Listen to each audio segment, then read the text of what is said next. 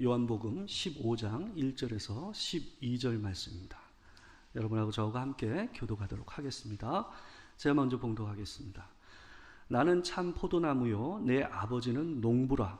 물은 내게 붙어있어 열매를 맺지 아니하는 가지는 아버지께서 그것을 제거해 버리시고, 물은 열매를 맺는 가지는 더 열매를 맺게 하려 하여 그것을 깨끗하게 하시느니라.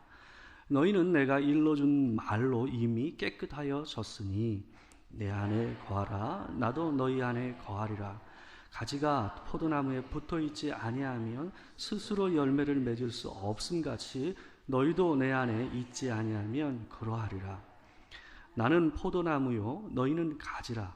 그가 내 안에 내가 그 안에 거하면 사람이 열매를 많이 맺나니 나를 떠나서는 너희가 아무것도 할 수 없음이라. 사람이 내 안에 거하지 아니하면 가지처럼 밖에 버려져 마르나니 사람들이 그것을 모아다가 불에 던져 사르느니라. 너희가 내 안에 거하고 내 말이 너희 안에 거하면 무엇이든지 원하는 대로 구하라. 그리하면 이루리라. 너희가 열매를 많이 맺으면 내 아버지께서 영광을 받으실 것이요 너희는 내 제자가 되리라. 아버지께서 나를 사랑하신 것 같이 나도 너희를 사랑하였으니 나의 사랑 안에 거하라. 내가 아버지의 계명을 지켜 그의 사랑 안에 거하는 것 같이 너희도 내 계명을 지키면 내 사랑 안에 거하리라. 내가 이것을 너희에게 이름은 내 기쁨이 너희 안에 있어 너희 기쁨을 충만하게 하려 함이라. 내 계명은 곧 내가 너희를 사랑한 것 같이 너희도 서로 사랑하라 하는 이것이니라. 아멘. 오늘은 요한복음 15장 1절에서 12절 말씀을 가지고 내 말이 너희 안에 거하면 이라는 제목으로 하나님의 말씀을 전하도록 하겠습니다. 여러분, 식물을 기르면 꼭 해야 하는 것 중에 하나가 뭐냐면 전정이라는 겁니다. 바로 이 가지치기죠. 이 보통 나무의 가지치기는 이 나무가 자라는 것을 쉬는 이 휴면기 때에 한다고 합니다. 보통 11월에서 2월 사이에 가지치기를 하는 것이 좋다고 하네요. 그래야 이 상처가 난 상처가 잘 아물고 그 다음에 다시 잘 자랄 수 있다라고 얘기하더라고요. 이 가지치기는요 3가지 경우에 한다고 그러더라고요. 저도 처음 알았어요. 처음 찾아보면서 보게 됐는데, 첫째는 뭐냐 하면 너무 빨리 나무가 웃자랄 때, 그냥 위로만 푹 자라는 거 있잖아요. 그럴 때는 잘라줘야 된다고 합니다. 그래야 건강하게 자랄 수 있다고 합니다. 또한 잎이 겹쳐서 나는 경우가 있다고 해요. 그러니까 그런 경우는 그 가지는 잘라줘야지 이 나무가 건강하게 자랄 수 있다고 합니다. 마지막 또 하나는 뭐냐 하면 가지 중에서 죽거나 시드는 가지가 생기는 경우에 그 가지는 반드시 잘라줘야 된다고 합니다. 그러지 않으면 그 시든 그 썩어가는 가지가 거기서 멈추지 않고 다른 가지까지 함께 썩어가게 만든다라고 얘기를 하더라고요. 여러분, 오늘 본문은요 예수님께서 자신을 포도나무, 참 포도나무라고 얘기하고 있습니다. 또한 예수님께서는 그 포도나무를 가꾸는 존재가 바로 우리 하나님 아버지시다라고, 농부가 정원사가 우리 하나님 아버지다라고 얘기하고 있고요. 우리는 그 포도나무에 붙여져 있는 가지다라고 얘기를 하고 있습니다. 여러분, 2절을 보게 되면 하나님께서 열매 맺지 못하는 가지를 잘라버린다고 그랬어요. 제거해서 버리신다라고 얘기하고 있고요. 이 말은 뭐냐 하면 건강하지 않은 가지를 하나님께서 잘라서 가지치기를 하신다라는 얘기입니다. 우리 2절을 같이 한번 읽어볼까요? 자, 시작. 무릇 내게 붙어있어 열매를 맺지 아니하는 가지는 아버지께서 그것을 제거해 버리시고, 무릇 열매를 맺는 가지는 더 열매를 맺게 하려 하여 그것을 깨끗하게 하시느니라. 여러분, 그런데요 이 표현을 보시게 되면 여기에 쓰인 표현이 조금 독특합니다. 가지치기를 한 이후의 상태를 뭐라고 하냐 하면 이 깨끗하게 하신다라고 표현하고 있어요. 여러분, 여기에 쓰인 이 헬라어가요, 이 단어가 바로 카다이레이라는 말입니다. 근데 이 단어는요 2가지 의미를 가지고 있어요. 뭐냐 하면 가지치기를 하다라는 의미와 깨끗하게 하다, 이 두 가지 의미를 다 가지고 있는 단어가 이 바로 카다이레이라는 이 헬라어입니다. 일부러 예수님께서 이 중의적인 이 두 가지 의미를 가지고 있는 이 단어를 가지고 언어 유희를 쓰시고 계시는 거예요. 하나님께서 포도나무에 달려있는 쓸모없는 가지들을 치시는 일이 곧 뭐라는 거예요? 우리 영혼을 깨끗하게 하시는 일을 하고 계신다라고 표현하고 있는 겁니다. 3절을 보시게 되면 예수님은 이 말씀을 듣고 있는 제자들에게 이렇게 말씀하십니다. 제가 한번 읽어보겠습니다. 너희는 내가 일러준 말로 이미 깨끗하여졌으니. 여러분, 예수님은 제자들이 이미 당신이 주신 말씀을 통해서 깨끗하여졌다라고 얘기하고 있어요. 그러면 여러분, 이 말씀대로 한다면 하나님께서 썩은 가지, 쓸모없이 열매를 맺지 못하고 우짜란 가지를 잘라주는 일이 뭘 통해서 하시는 거라는 거예요? 그 가위의 역할이 뭐가 한다는 거예요? 말씀이 그 역할을 한다는 거예요.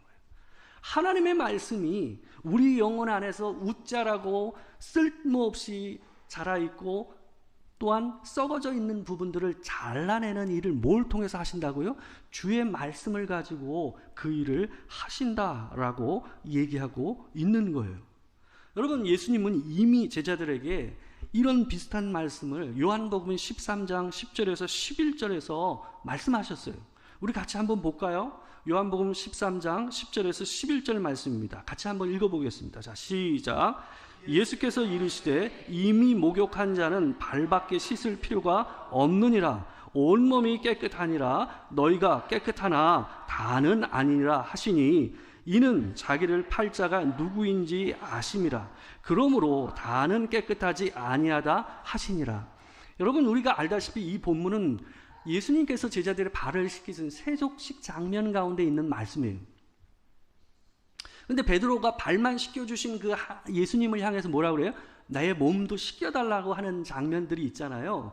근데 예수님께서 뭐라고 그러시는 거? 이미 너희는 내가 준 말씀을 통해서 깨끗하게 됐다라고, 가지치기가 돼서 네 영혼들이 깨끗하게 되었다라고 예수님께서 말씀하신 거예요. 이거는 그냥 몸이 아니라 뭘 얘기하는 거예요? 영혼의 깨끗함, 죄를 씻겨지는 일들을 얘기하고 있는 말씀이에요. 근데 너희가 깨끗하나 다는 아니다 라고 얘기하고 있어요. 그게 지금 누구를 가리켜서 얘기하고 있다라는 거예요? 가룟 유다를 얘기하고 있는 거예요. 썩은 가지죠. 예수님은 가룟 유다가 가지치기로 잘라질 것임을 얘기하고 계시는 거예요. 하나님의 말씀은 우리를 계속해서 깨끗하게 하시는 하나님의 가위입니다. 여러분, 씻기 싫어하는 분들이 이런 말을 가끔 합니다. 다시 더러워질 거 왜 씻어? 라고 얘기하는 분들이 있잖아요. 그러면서 잘 안 씻는 분들 있죠? 바깥에 있다가 들어와서. 근데 여러분, 세상에서 하는 우리들의 행위들을 한번 생각해 보세요. 중요한 일일수록 전부 다 뭐예요? 반복되는 거예요. 모든 일이 반복되는 일상입니다. 여러분, 먹고 싸고 입고 벗고 자고 일어나고 일하고 쉬고 만나고 헤어지고, 또한 우리가 하는 모든 일상에서 일어나는 것들 한번 기억해 보십시오. 어떤 것 하나 중요한 일 가운데서 여러분이 반복하지 않고 살아갈 수 있는 일이 있는가를 한번 생각해 보십시오. 그런 건 없어요. 여러분, 중요한 것들은 전부 다 우리 삶 안에서 다 반복되는 것들입니다. 하나님 안에서 우리가 깨끗해지는 일도 동일하게 우리 인생 내내 반복되는 일입니다. 여러분, 우리가 이 세상에서 살아가는 동안에 깨끗해지고 더러워지고 다시 깨끗해지는 일들을 반복하게 됩니다. 그렇지 않습니까? 여러분이 하나님의 말씀을 듣고 그 영혼 안에 쓸모없는 것들이 나아가고 내가 하나님 앞에 새로운 마음을 갖게 되는 일들이 일어납니다. 그러나 이 마음을 가지고 하나님 앞에 다짐하고 살지만 또 한편 세월이 지나면, 시간이 지나면 어느새 어떻게 됩니까? 묻어지고 그 마음이 식어지잖아요. 또 내 마음 안에 뭐요? 때가 차기 시작하잖아요. 더러워지기 시작하잖아요. 그러면 다시 하나님께서 하나님의 말씀과 은혜를 통해서 여러분을 어떻게 하십니까? 다시 깨끗하게 깨끗하게 씻겨주시는 일들을 주의 말씀을 통해서 반복하시는 거예요. 그게 신앙생활이에요. 근데 여러분이 그 일을 반복되는 일상이라고 생각하면서 쉬 생각하고 뒤로 밀어두게 되면 어떻게 될까요? 어느새 어느 한순간 우리 영혼이 피폐해지게 된다는 것을 여러분 기억을 해야 됩니다. 여러분, 예수님은 제자들과의 이별을 앞두고 최후의 만찬을 하신 이후에 지금 이 말씀을 하고 계세요. 여러분, 이 말씀은 예수님께서 떠난 이후에 어떻게 하면 제자들이 하나님과 하나 되어져서 여전히 예수님께서 육신을 가지고 그들과 함께 하신 것처럼 계속해서 제자들이 하나님과 함께하며 살 수 있을까 하는 문제에 대해서 얘기하시는 말씀 가운데 이 비유의 말씀을 하고 계시는 겁니다. 여러분, 우리가 하나님의 말씀을 듣고 스스로 묵상하고 그것을 마음에 품고 살아가는 일이 우리의 영혼을 다시 씻기는 일이라고 예수님께서는 얘기하고 계십니다. 말씀은 살아있어서 믿음으로 그 말씀을 받는 영혼 안에서 뭐예요? 우리의 영혼을 새롭게 해요. 쓸데없게 웃자라는 마음들, 교만해져서 훅 자라진 마음들을 잘라내고, 또한 우리 안에 어느새 들어와 있는 음란한 마음과 시기하는 마음과 질투하는 마음과 분노하는 마음과 욕심들을 하나님의 말씀을 통해서 어떻게 하시는 거예요? 깨닫게 하심으로 우리 영혼 안에서 쫓아내시는 일을 하나님께서 그 말씀을 통해서 하신다라고 오늘 본문에서 얘기하고 계신 겁니다. 여러분, 깨진 유리창 이론이라는 걸 들어본 적 있습니까? 예, 여러분, 깨진 유리창 이론이라는 건요, 1982년도에 범죄 심리학자인 이 제임스 윌슨이라는 사람과 조지 캘링이라는 사람이 발표한 글에서 처음 얘기된 표현입니다. 이게 뭐냐 하면요, 작은 문제 하나를 내비두면, 방치하면 그 문제가 훨씬 더 큰 범죄의 온상이 된다라고 얘기하는 거예요. 여러분, 실제로 뉴욕 지하철은요, 예전에 1980년대, 90년대 때 우리들이 항상 미국 여행을 하는 사람들한테 얘기되던 게 있었어요. 뭡니까? 절대로 뉴욕 가서 뉴욕 지하철을 타면 안 된다라고 얘기했어요. 기억하십니까? 저도 그 소리 많이 들었거든요. 굉장히 위험하다 해서 뉴욕 지하철을 타면 안 된다고 그랬어요. 근데 여러분, 이 이론을 적용해가지고 어떤 일을 했냐 하면 뉴욕 지하철역 안에 있던 낙서들을 전부 지우는 일을 했어요. 그러고 나서 실질적으로 뉴욕 지하철 지하 안에서 일어나던 범죄율이 훨씬 낮아졌다라는 이 보고가 있습니다. 여러분, 우리나라에서도 이 이론을 적용한 경우가 있었어요. 서울역 광장이 여러분 노숙자로 얼마나 난립니까? 여러분, 그것도요, 노숙자가 붐비던 그곳에 2012년도에 우리나라에서 어떤 일을 했냐 하면 국화꽃 화분을 갖다가 깔아서 국화꽃 거리, 꽃거리를 만들었어요. 근데 그 이후에 그곳에서 일어나는 범죄율이 급감했다라는 거 아닙니까? 여러분, 우리 영혼도 마찬가지예요. 깨진 유리창문처럼 쉽게 우리 영혼 안에 갈라진 부분과 깨진 부분들을 놔두고 그냥 방치하게 되면 어떻게 된다라는 거예요? 우리 영혼의 더 큰 부분들이 더 쉽게 죄에 노출되고 깨지는 일들이 벌어진다라는 것을 여러분 아셔야 됩니다. 내 안에 들어온 시기심과 분노와 음란한 마음과 불평과 욕심을 그냥 방치하시면 안 돼요. 그것과 싸우셔야 돼요. 하나님의 말씀으로 그 마음을 쫓아내셔야 돼요. 이겨내셔야 돼요. 그렇지 않으면 그 작게 들어온 그 마음이 어느새 내 온 영혼으로 번지는 곰팡이처럼 누룩처럼 번져간다는 걸 항상 기억하시고 사시길 바랍니다. 여러분, 하나님의 말씀을 읽고 묵상하는 일을 다시 시작하셔야 돼요. 여러분, 교회에 나와서 주일 예배나 수요 예배를 통해서 하나님의 말씀을, 선포되는 하나님의 말씀을 듣는 것 굉장히 중요하고 유익합니다. 중요합니다. 그러나 여러분, 그것보다 더 중요한 게 있어요. 뭐예요? 스스로 하나님의 말씀을 읽고 묵상하는 거예요. 여러분, 어린아이 때는 누군가가 스푼으로 떠서 먹여주는 것을 먹어야 돼요. 그죠? 스푼 피딩. 떠서 먹여줘야 돼요. 여러분, 아이의 때를 벗어나면 어떻게 합니까? 스스로 흘리더라도 자기가 어떻게 해요? 떠서 먹어야 돼요. 그래야 그 아이가 크는 거예요. 여러분, 스스로 하나님의 말씀을 묵상하고 통독하는 일을 다시 시작하십시오. 그래야 그 말씀이 여러분을 살립니다.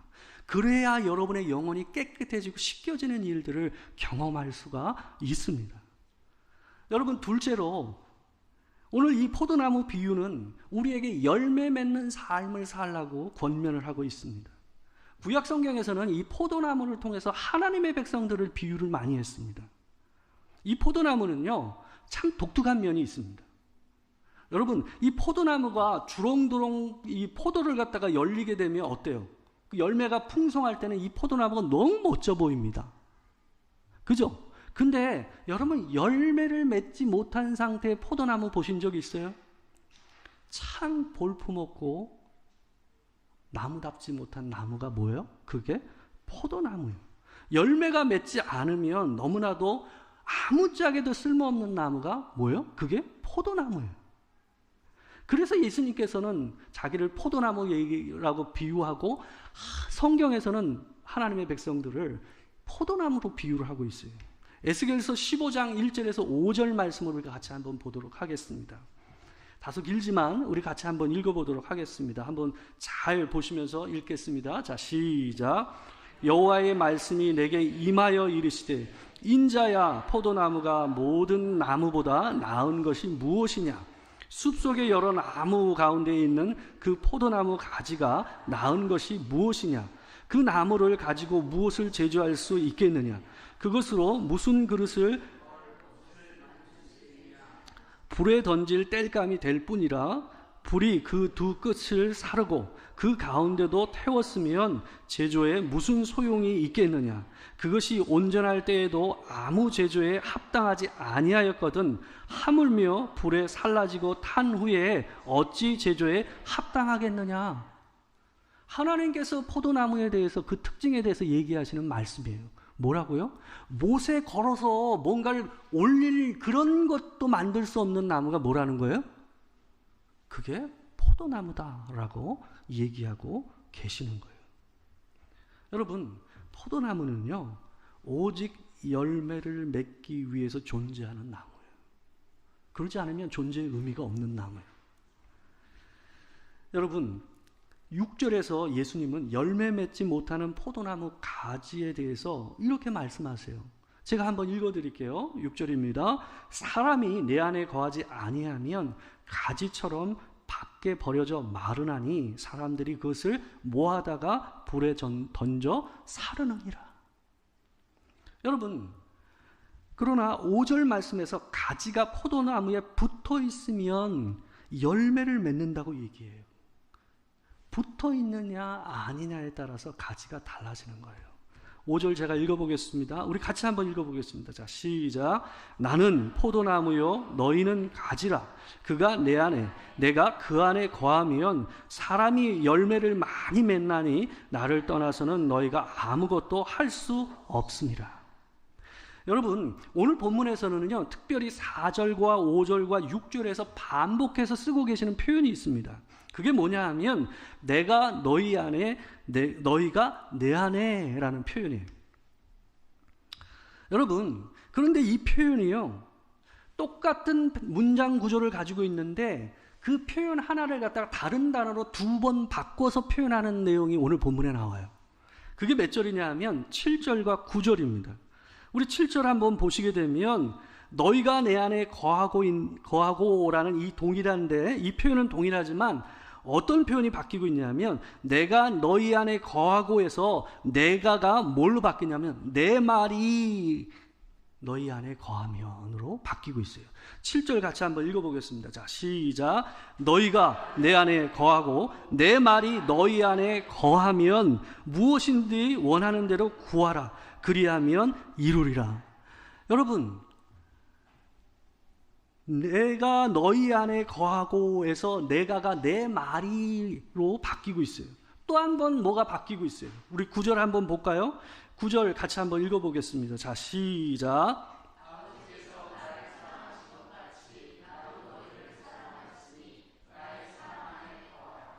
여러분 여기 보십시오. 이 내 안에 거한다라는 표현이 9절에서는 어떻게 바뀌고 있습니까?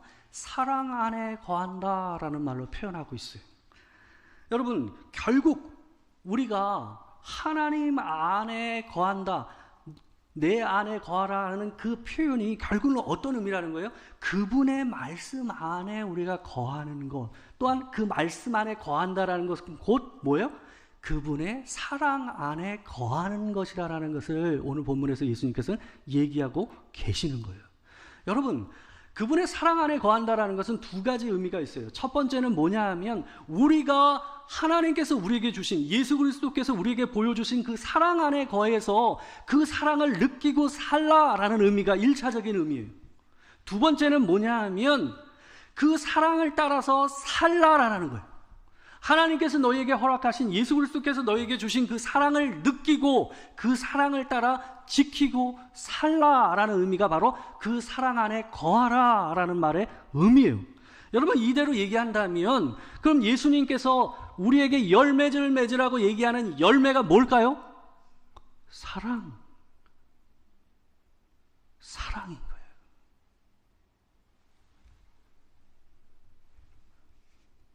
예수 그리스도께서 이 땅에 오셔서 이루신 열매가 뭡니까? 사랑이에요. 우리가 또한 그분의 사랑 안에 거하면서 이루어야 될 열매가 또 뭡니까? 사랑인 겁니다. 여러분, 우리가 그분 안에 거하느냐 아니냐는 뭘로 확인될 수 있어요? 하나요. 우리 안에 그분의 사랑이 느껴지느냐, 또한 우리가 그 사랑을 따라 살고 있느냐. 여러분 요한일서 3장 16절에서 18절 말씀을 한번 보겠습니다. 우리 같이 한번 읽어볼게요. 자, 시작. 그가 우리를 위하여 목숨을 버리셨으니 우리가 이로써 사랑을 알고 우리도 형제들을 위하여 목숨을 버리는 것이 마땅하니라. 누가 이 세상의 재물을 가지고 형제의 궁핍함을 보고도 도와줄 마음을 닫으면 하나님의 사랑이 어찌 그 속에 거하겠느냐. 자녀들아, 우리가 말과 혀로만 사랑하지 말고 행함과 진실함으로 하자. 여러분 16절을 보세요. 우리가 어디서 사랑을 알게 됐다고 그럽니까? 예수 그리스도께서 우리를 위하여 목숨을 버리신 거기서 우리가 사랑을 알게 됐다라고 얘기하고 있어요. 우리가 그로 인하여 알게 된 그 사랑을 어떻게 하라는 거예요? 또한 우리도 형제를 위하여 목숨을 버리는 것이 마땅하니라. 말과 혀로만 사랑하지 말고 뭐 하라고요? 하나님 앞에서 형제의 궁핍함과 어려움을 보면 예수 그리스도의 마음으로 여러분이 받으신 그 사랑으로 그들에게 베풀라라는 것이 이 본문의 말씀입니다. 여러분, 하나님의 사랑을 아는 사람에게는요, 하나님에게 속한 사랑이 나와요. 아주 독특한 사랑이 나옵니다. 세상이 흉내낼 수 없는 사랑입니다. 사랑의 이유가 없어요. 여러분, 단지 그 사람이나 나나 같은 그리스도의 사랑을 받은 자라는 것 말고는 우리가 그들에게 사랑을 베푼 이유가 따로 없어요. 그게 이 세상에서 우리가 볼 수 있는 사랑과 우리가 그리스도 안에서 그분 안에서 행하고 보고 느낄 수 있는 사랑의 차이예요. 여러분, 제가 이번에 위임식을 하면서 또 그 사랑을 깨달았어요. 여러분, 그 위임식에 한 외부에서 오신 손님이 100분이 좀 넘었어요. 한 110명 그 안팎 정도 됐던 것 같아요. 근데 그분들 안에 제가 모르는 분도 있어요. 그거 이상하지 않아요? 제가 모르는 분이 있다니까요.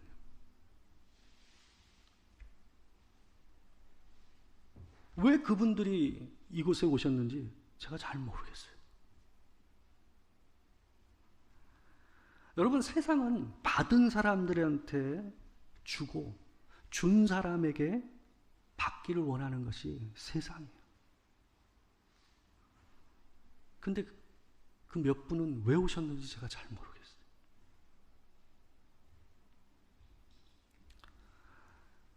여러분, 헌금을 하신 분들께서, 여러분 용서하시게 들으세요. 제가 돈 얘기하려고 그러는 거 아닙니다.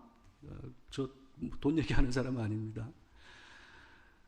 제가 헌금하신 분들 가운데서 가장 많이 하신 분이 한 분이 있었어요. 상당히 큰 금액을 한 권사님이 하셨어요. 근데 제가 그분하고 친분이 없어요. 잘 몰라요. 그냥 보면 아이 권사님 안녕하세요 이 정도 할 정도예요. 우리 이 교회 몇 명 안 되는 교회에서는 그게 이해가 안 되지만 큰 교회에서는 몰라요. 잘 자기가 맞는 교구 아닌 이상, 자기하고 직접적으로 연관되지 않는 이상은 알기가 쉽지가 않아요. 근데 제가 그분 이름을 보고 좀 놀랐어요.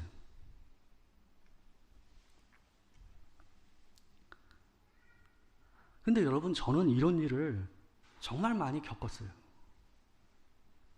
사랑은요, 기대하지 않은 곳에서 오더라고요. 늘 그랬어요. 아, 저 사람이 도와주겠지 했던 사람한테서 도움이 안 와요. 그거 희한해요. 생각지도 않은 분들이 제게 사랑을 주셔요. 그래서 저는 그 일을 통해서 하나님이 하셨구나 하는 것을 확인합니다. 그건 하나님이 아니구나 하는. 여러분, 그래서 그리스도의 사랑을 저는 확인합니다. 그분이 제게 다시 받을 수 없잖아요. 그분하고 도토리교회가 무슨 관계가 있어요? 우리가 그분한테 다시 뭘 줄 수 없잖아요. 단지 이유는 하나요. 그분은 그리스도 안에서 우리를, 도토리교회를 형제요, 자매라고 생각하기 때문이에요. 이 교회가 하나님의 동일한 교회라고 생각하기 때문에 자기의 그 큰 돈을 이곳에 내는 것이 아깝지 않은 거예요. 근데 그분은 이 자리에 온 분도 아니에요.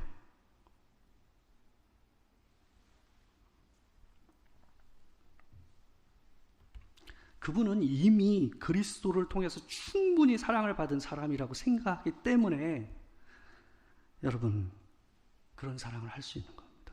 여러분, 사랑은요, 자기가 사랑받고 있다고 생각하는 사람이 사랑을 할 수가 있어요. 그리스도의 사랑 안에 거하는 사람이고 그 사랑을 따라서 사는 사람인 경우에만 그런 사랑을 할 수가 있어요. 여러분, 내가 받은 사랑이 없다고 생각하는 사람은요, 돈이 있어도 능력이 있어도 시간이 있어도 그걸 사랑으로 베풀지 못해요. 분명히 주님께서 그 사람을 위해서 동일하게 죽으셨음에도 불구하고 그렇다라는 거예요. 여러분, 마지막으로 한 말씀을 보고 설교를 마치고 싶습니다. 이사야 5장 2절 말씀입니다. 이사야 5장 2절에서 4절 말씀입니다. 우리 같이 한번 보도록 하겠습니다. 같이 한번 읽어보겠습니다. 자, 시작. 땅을 파서 돌을 제하고 극상품 포도나무를 심었도다. 그 중에 망대를 세웠고 또 그 안에 술틀을 팠도다. 좋은 포도 맺기를 바랐더니 들포도를 맺었도다. 예루살렘 주민과 유다 사람들이 구하노니 이제 나와 내 포도원 사이에서 사리를 판단하라. 내가 내 포도원을 위하여 행한 것 외에 무엇을 더할 것이 있으랴? 내가 좋은 포도 맺기를 기다렸거든 들포도를 맺으면 어찌 됨인고. 여러분, 하나님께서는 이스라엘 백성을 뭐라고 얘기하는 거예요? 극상품 포도나무라고 표현하세요. 나는 극상품 포도나무를 심었다라는 거예요. 그런데 그들이 맺은 열매는 뭐였다라는 거예요? 들포도였다고요. 배로 얘기하면 돌배라는 거예요. 돌배. 나주배를 심었는데 돌배가 나왔더라는 거예요. 하나님께서는 우리를 위하여 예수 그리스도를 주심으로써 극상품 포도나무를 우리 가운데 심으셨어요. 근데 그 큰 사랑, 극상품의 사랑을 받은 우리는 뭘 하나님 앞에 맺고 있다라는 거예요? 들포도를 내고 있다라고 하나님께서 그를 향해 얘기하고 계세요. 우리가 하나님 안에 그 사랑 안에 거하고 우리가 그 사랑을 아는 자라면 하나님 앞에서 하나님께서 우리에게 주신 그 사랑의 열매를, 동일한 사랑의 열매를, 세상에서나 누구나 볼 수 있는 그런 사랑의 열매가 아닌 여러분과 제가 경험하신 지금도 그 안에 있는 예수 그리스도의 사랑의 열매를 맺어야 될 줄 믿습니다. 그 사랑 안에 여러분과 제가 늘 머무시는 주의 은혜로 축원합니다. 기도하겠습니다. 사랑하는 주님, 언제나 하나님의 말씀 앞에 설 때 부끄러움을 느낍니다. 하나님, 그럼에도 다시금 이 부끄러운 모습을 봄에도 불구하고 다시금 그 놀라운 말씀 앞에 서기를 원합니다. 하나님, 그래야 우리 영혼이 깨끗해지고 우리 안에 쓸데없이 자란 웃자란 마음과 썩어있는 마음들과 더러운 것들이 잘라지고 깨끗하게 되는 일들이 일어날 줄 믿기 때문입니다. 하나님, 우리가 주님의 말씀을 한 걸음 더 가까이 가게 하여 주시옵소서. 주의 말씀을 붙잡게 하여 주시옵소서. 그래서 주께서 우리 가운데 심으신 그 극상품 포도나무에 걸맞는 그 사랑 안에 머무르고 땅 그 사랑을 베풀고 사는 우리가 되게 하여 주시옵소서. 지금은 우리 주 예수 그리스도의 은혜와 아버지 하나님의 크신 사랑과 성령의 교통하심이 참으로 하나님 앞에서 주의 말씀을 더 가까이 하여 영혼을 더 깨끗하게 관리하기를 소망하며, 또한 주께서 허락하신 그 극상품 포도나무, 참 포도나무에 걸맞는 사랑의 열매를 맺고자 소망하는 이 자리에 있는 모든 도토리교회 성도들과 함께하지 못한 모든 성도들 위해 지금으로부터 영원토록 함께하시기를 축원하옵나이다. 아멘.